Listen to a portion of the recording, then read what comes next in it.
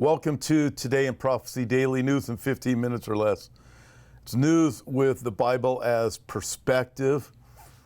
Wow. So Trump has called a meeting at the White House with world leaders.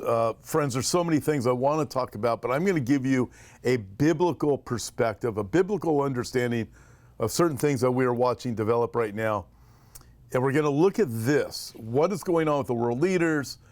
The push toward peace. Friends, we live in remarkable days. So note this, Trump summons world leaders to the White House seeking an end to fighting around the globe. Think on this, Donald Trump calls on world leaders to come together at the White House with a bold agenda seeking an end to global conflicts. His push to bring multiple wars to a close signals a dramatic shift in U.S. foreign policy. As we look at this, friends, I have so many things I want to bring to your attention. We're going to work through this because we know in the Bible we have peace and security, peace and safety.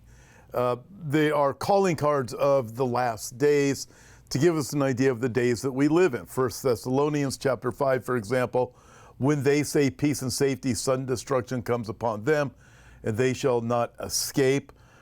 We know also from Ezekiel 38, verse 11, that battle of the Gog and Magog battle takes place at a time when Israel is dwelling in peace and security. We watch, and at a time when Russia, God says, I will put hooks in their jaws, I will turn them around, and I will bring them into the land. What land?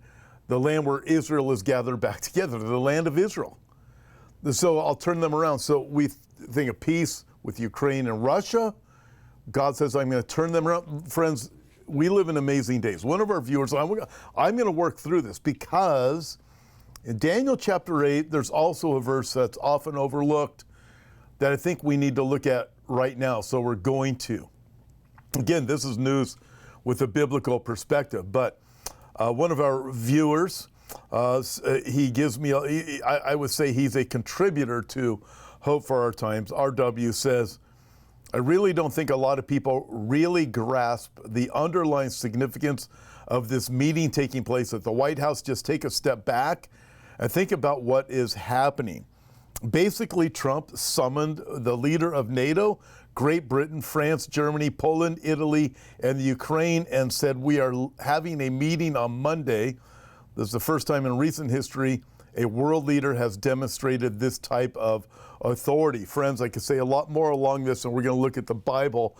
I want to show you something from Daniel chapter 8 that I think is significant. Very interesting as we look at the days that we live in. But before we even go there, I want to invite you out to our upcoming Hope for Our Times conference in Texas. It is going to be absolutely over the top. We have different people that are going to be joining us. But as you can see right there, Dr. Andy Woods, Pete Garcia, Dr. Hormuz Sharia from Iran Alive, going to give us the Iranian perspective of what's going on. Eric Stakelbeck, of course, Olivier Melnick, and myself and others are going to be joined. Josh Waller from the Israel Guys is going to be joining us via video. I have some others that we are adding. I'm going to keep you posted. It's going to be an absolutely over-the-top conference. Begins on Friday, September 19th. And then Friday evening, we have a Shabbat dinner with all of our speakers are going to be there. It's going to be incredible. It'll be like a meet and greet for those of you who want to be at the Shabbat dinner. You can sign up and check it out. There's still, I think, about 30 spaces left for the Shabbat dinner. But check it out. Would love to meet all of you there. So we have Friday, and then Friday evening, we have the Shabbat dinner. We have all day Saturday. Then I'm also going to be speaking on Sunday. And for anybody who wants to live stream, listen, this is what the live stream is going to include. It'll include all of the live stream there, but we are also going to have a package that is included with the price of live stream, not just for Texas. It's also going to include the time during the Shabbat dinner where we're going to have just an off-the-cuff, off-the-record conversation with the speakers that are going to be at the conference during the Shabbat dinner. All of that's going to be recorded. So we're going to include that with the permanent package that we're going to give you, the permanent video package that we're going to give you. But wait, also we're going to include the Santa Barbara conference, which will include the message that Pastor Brandon Holdhouse gave up there, David Tao gave up there, my own messages, James Panafino, and also James Cadiz. Let me tell you, James' message was just off the charts. So we're including the Shabbat dinner, the conversation we're having there, all of the Texas conference, everything, all of the videos are going to be there, plus all of the live streaming, plus Santa Barbara. And we want to get the word out there. So we're including 2 conferences, plus Shabbat dinner, plus extra video packages. And you'll be able to live stream, and then you'll also receive the permanent video. So, often live streams go away after a few days or after a few months. In this case, they're going to be permanent, but we really want the word to get out there. So, listen, the time is short. So I look at this, let's do everything that we can. Everything that we can. All right, let's check this out. Again, let me go back to these words, and then we're going to look at Daniel chapter 8. Verse 25 is where I want to go, because it is astounding. From R.W., he said, I don't really think a lot of people really grasp the underlying significance of this meeting taking place at the White House. He said, look at what's happening. Trump summoned, and the world leaders are attending. Leader of NATO, Great Britain, France, Germany, Poland, Italy, Ukraine, and said we're having a meeting. And he said this is unprecedented. You look at this and go, what in the world's going on? Okay, I'm going to walk you through this, all right? We have a few more minutes. Daniel chapter 8, verse 25. I'm going to read to you from the New King James Bible, and then the King James, and then we're going to break this down in the Hebrew to get the meaning of this. Listen to these words. This is about the time of the Antichrist who is coming. Verse 25, Daniel chapter 8 says, through his cunning, he shall cause deceit to prosper under his rule. And he shall exalt himself in his heart, full of pride. He shall destroy many in their prosperity. He shall even rise against the Prince of Princes. In other words, he will rise against Jesus. But he shall be broken without human means. In other words, Jesus, the Messiah, will destroy him at that time. Okay, now, that's New King James. Listen to this in the King James, and then we'll go into the the Hebrew. And through his policy, Antichrist policy, also he shall cause craft to prosper in his hand. He shall magnify himself in his heart, pride, and by peace he will destroy many. So New King James said by prosperity he will destroy many. King James, by peace he will destroy many. He shall also stand up against the prince of princes, but he shall be broken without without hand. Okay, with that. Okay, so this word for by peace he will destroy many, it literally is a Hebrew word, and it is peace or security, and it means genuine. It literally means genuine or false. We know that the coming peace is going to come across as genuine, but it is going to be false. By peace he will destroy many, and it also carries the idea of abundance. Hence, in the New King James, it says, by prosperity he will destroy many. So it's through this concept of by peace, we're going to have peace and abundance. You're all going to be blessed.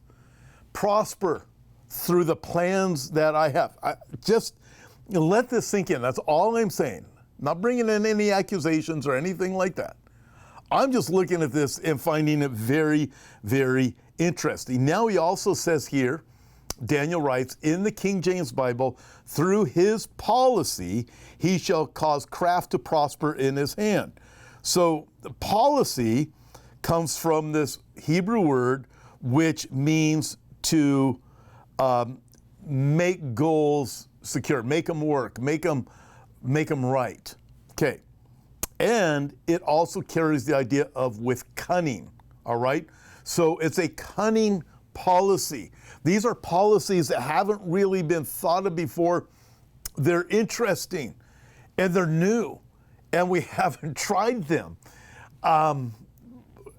It's really very fascinating as you look at this whole thing. All right. So through his policy, he will make a good thing come about, but it will be cunning. There's something else going on. Seriously, all right? That's all I'm saying, all right? Also here, where you have, it says, through his policy, also he shall cause craft to prosper in his hand. Prosper means to succeed in this context and to make progress. So we're going to succeed and make progress in the pursuit of peace. It's going to be cunning. It's going to be crafty. It's going to be conquering. So friends, I look at this. I don't name names. I'm not going to get into that kind of stuff. But we have certain things that are in play right now that we got to understand. They are pointing to the day coming as the world is clamoring for peace, right? So we know from 1 Thessalonians chapters 4 and 5, let's put this into context. And I'm not naming anybody as being Antichrist, and I certainly am not going to set the date of the rapture. All right? We've never done it. I'm not going to do those things. But when we look at 1 Thessalonians chapter 4 and 5, remember the chapter breaks were not part of the original text. So if you take chapter 4 and 5, you realize, wait, the chapter breaks were just put in there in verses. It makes it easy for man to reference, turn to this chapter and this verse, right? So we do it. But in the original text, you didn't have the chapter breaks. So it gets confusing sometimes if you don't understand that, because people will go, oh, chapter 4 is one topic, chapter 5 is a different topic, chapter 2 of this book, chapter 3 of that book. No, if you realize it and you read it all in the right proper context, often the chapter breaks are to bring us to a different thought, which chapter 4 and 5 of 1 Thessalonians does. At the same time, it all runs together. So with that, 1 Thessalonians chapter 4 is talking about the harpazo, right? That there's a generation that's coming that will not die, that will be caught up to meet the Lord in the air, right?